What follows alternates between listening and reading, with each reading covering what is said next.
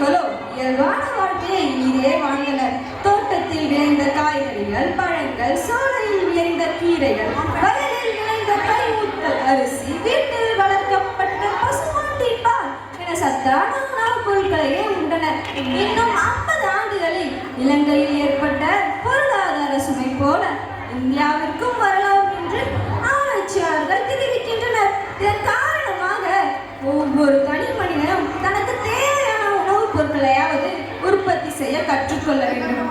இதனை செய்வதற்கு நிலம் வேண்டும். நிலத்தின் ஆக்கிரமிப்புகளால் ஏற்படும் பாதிப்புகளை எதிர்கொள்ளும் ஒரு ஏழை விவசாயியின் குடும்ப நிலையை கண்முன்னே காட்சிப்படுத்த வருகின்றனர் என் பள்ளி மாணவர்கள்.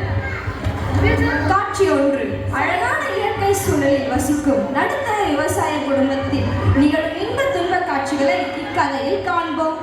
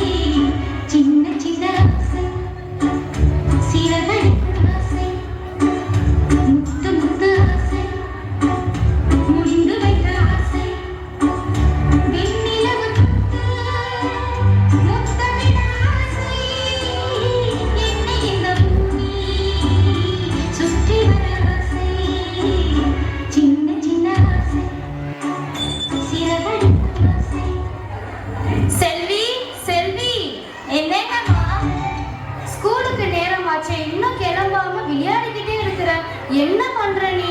இந்த அழகான இயற்கை சூழலை விட்டு பெரிய மனசே இல்லம்மா. இயற்கையை ரசிச்சுட்டே இருந்தா பாடத்தை எப்ப படிப்ப? சாயந்தரம் வந்து விளையாடு. போ ஸ்கூலுக்கு நேரமாச்சுல போய் கிளம்பு. சரிங்கம்மா.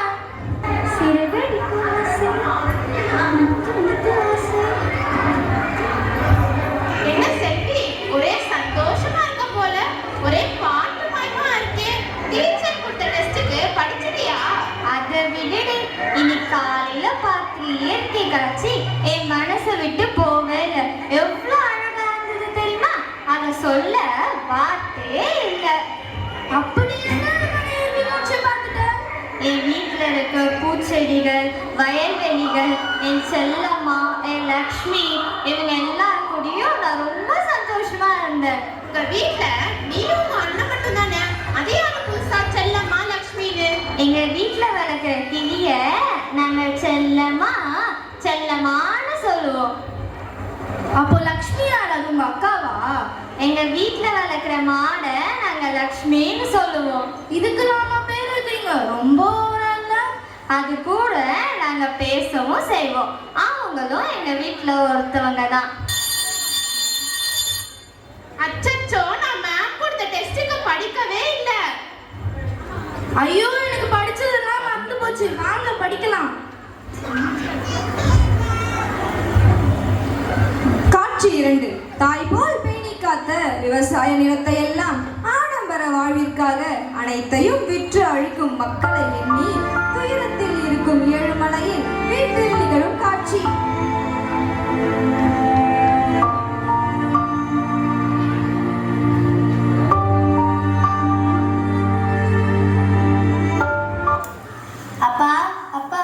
என்னப்பா ஆச்சு?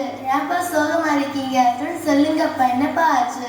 ராமசாமி அதை எப்படி சொல்ல? ஆமா, ராமசாமி சித்தப்பாவுக்கு என்னப்பா ஆச்சு? அவருக்கு ஒண்ணும் இல்லம்மா. அவரோட விவசாய நிலத்தை தொழிற்சாலை கட்ட முதலாளிக்கு வித்துட்டானாம். அதுக்கு நீங்க ஏன்ப்பா கவலையா இருக்கீங்க? நம்ம நிலத்தை தான் ஒண்ணுமே பண்ணலையாப்பா. அவன் நிலத்துக்கு பக்கத்துல தான் நம்ம நிலமும் இருக்கு. என் பாட்டனார் காலத்துல இருந்தே அதுல விவசாயம் செஞ்சுட்டு வரும். அதை நினைச்சாதான் ஒரே கவலையா இருக்கு. எங்க கஞ்சியை குடிச்சிட்டு கிளம்புவீங்களா? இங்க உட்காந்து சோக கதையே பேசிட்டு இருக்கீங்க. நமக்கே தலைக்கு மேல 1000 வேலை இருக்கு. இதுல இது வேறையா? நீ என்னடி அவர் முகத்தை பார்த்துட்டு இருக்க? கையை கால கழுவிட்டு வீட்டு பாடத்தை எடுத்து வச்சு எழுது போ. சரிங்கம்மா. உன் அண்ணன் வேற எங்க போனானே தெரியல. காலையில இருந்தே ஆளை காணோம். வீடு அடக்குறானாங்க. எனக்கே அடுப்பறையில 1008 வேலை இருக்கு. உங்க எல்லாரையும் வேலை வாங்குறது எனக்கு பெரிய வேலையா போச்சு. விவசாயி கடவுள் என்னும் முதலாளி கண்டெடுத்த தொழிலாளி விவசாயி விவசாயி கடவுள் என்னும் முதலாளி கண்டெடுத்த தொழிலாளி விவசாயி விவசாயி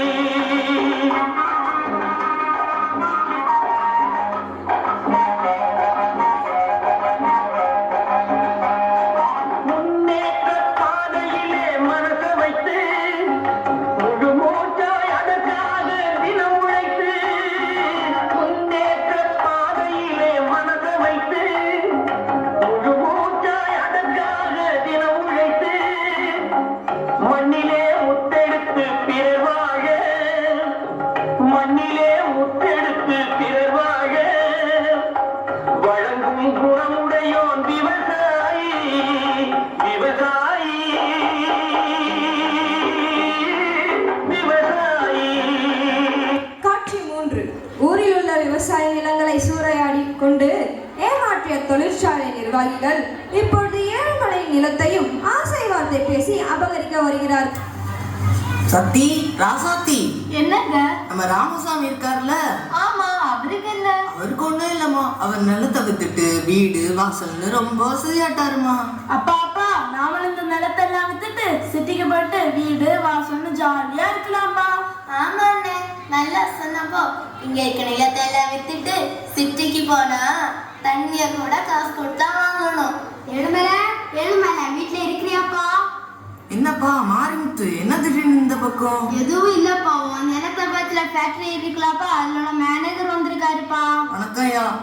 எழுமலை உன் நிலத்துல டவர் கட்டுறதுக்கு இடம் வேணும்ப்பா. அந்த நிலத்தை நான் விக்கிறதா இல்லப்பா? நான் கேக்குறது மொத்த நிலம் இல்லப்பா, அதுல 1 சென்ட் தானப்பா கேக்குதேன். 1 சென்ட் நிலம் கூட நான் விக்கிறதா இல்ல. அது என்னோட பரம்பரை சொத்து. அதுல நான் விவசாயம் செஞ்சுட்டு வரேன். நீ வேற கஷ்டத்துல இருக்க, பசங்களை வேற படிக்க வைக்கிற, இந்த பணம் எனக்கு உதவியா இருக்கும்ல. எதுக்கும் நான் வீட்டுல பேசிட்டு அப்புறமா என் முடிவை சொல்றேன். நல்லா முடிவா சொல்லி எழுமலை. என்ன மாரிமுத்து, டவர் வைக்க நல்லா வாங்கி தர்றேன்னு அட்வான்ஸ் எல்லாம் வாங்கிட்டு போனா அவர் கொடுக்குற மாதிரியே தெரியலையே. கண்டிப்பா வாங்கி தரேன். வாங்கி தரலன்னா நான் வேலையை விட்டே தூக்கிடுவேன். அப்பா அந்த அங்கிள் சொன்னதும் சரிதான்ப்பா. அவர் நம்ம முழு நிலத்தையும் கேட்கல, நிலத்துல கொஞ்சம் தானப்பா கேட்கிறாரு.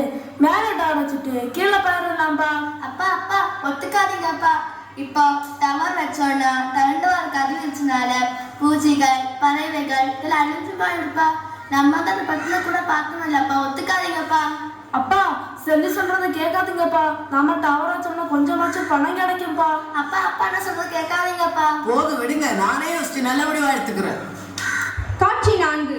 ஏழுமலை தங்கள் பிள்ளைகளின் எதிர்காலத்திற்காகவும் குடும்ப சூழலை கருதியும் தன் மனதார நேசித்த நிலத்தின் ஒரு பகுதியை கொடுத்து தொழிற்சாலை அதிகாரியுடன் பணத்தை பெறுகின்றார். Excuse me sir, may come in? Yes come in. நம்ம ஃபேக்டரிக்கு ஒரு மெயில் வந்திருக்கு சார். என்ன மெயில் வந்திருக்கு? காமிங்க. நாளைக்கு நம்ம ஃபேக்டரிக்கு இன்ஸ்பெக்ஷன் வராங்க சார். ஏன் பயப்படுறீங்க சார்? நம்ம தான் எல்லா ஃபைலும் கரெக்டாக வச்சிருக்கோமே. அது இல்லை சார், நம்ம ஃபேக்ட்ரியில் ரொம்ப நாளாக வேஸ்டேஜ் எல்லாம் டிஸ்போஸ் பண்ணாமல் அப்படியே வச்சுருக்கோம். நாளைக்கு இன்ஸ்பெக்ஷன் வரவங்களுக்கு தெரிஞ்சிடுச்சுன்னா நம்ம ஃபேக்ட்ரியை சீல் வச்சுடுவாங்க சார். அதை வெளியே தடுக்கிறதுக்கு வேற ஏதாவது வழி இருக்கா சார்? நான் ஒரு யோசனை சொல்லட்டுமா? சொல்லுங்க. நம்ம ஃபேக்டரிக்கு பின்னாடி விவசாய நிலம் ஒன்று இருக்கு. அதுல நம்ம நைட்டோட நைட்டா கழிவுகளை கலந்துடலாம். அவங்களுக்கு என்ன தெரியவா போகுது? ஏதாவது பிரச்சனை வருமா? பிரச்சனை வந்தா அப்புறம் பார்த்துக்கலாம் சார். நம்ம வேலை முடிஞ்சா சரி, யார் எப்படி போனா நமக்கு என்ன? Yes, you can proceed. சில மாதங்கள் கழித்து ஏழுமலை பணத்தை கொண்டு வசதியாக வாழ்ந்து கொண்டிருக்கிறார். அப்பா ஏன்பா ரொம்ப சோகமா இருக்கீங்க? இப்பதான் நாங்க ரொம்ப வசதியா இருக்கோம்ல. இல்லப்பா, நம்ம வயல்ல விளைச்சல்லாம் ரொம்ப கம்மியாயிடுச்சுப்பா. பூச்சிகள்லாம் ரொம்ப அதிகமாயிடுச்சுப்பா. அது நினைச்சாதான் ஒரே கவலையா இருக்கு. சரி விடுங்கப்பா, நாம தான் இன்னைக்கு அறுவடை பண்ண போறோம்ல, அப்ப பாத்துக்கலாம். சரிப்பா. ஏழுமலை வீட்டுல இருக்கியாப்பா? என்னப்பா, ஏன் இப்படி மூச்சு வாங்க ஓடி வர? உன் வயலை சுத்தி ஊரே நிக்குது, நீங்க என்னப்பா பண்ற? என்னப்பா சொல்ற?